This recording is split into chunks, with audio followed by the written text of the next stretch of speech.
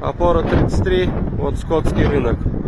ВЛ-10 говорит федеральный хлебзавод от подстанции до Стук. Упал навес. Да, выключите, крышку вскройте, пошел. Вот навес скотского рынка. Вот он оттуда упал. Вот он перевернулся. Уронил две опоры наши десяточные. Вот что здесь творится. И это, видать, только сейчас случилось. Буквально полчаса. Вот опора 47 валяется. Значит, автоматическая опора 48.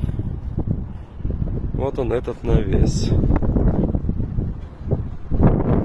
Все попадало.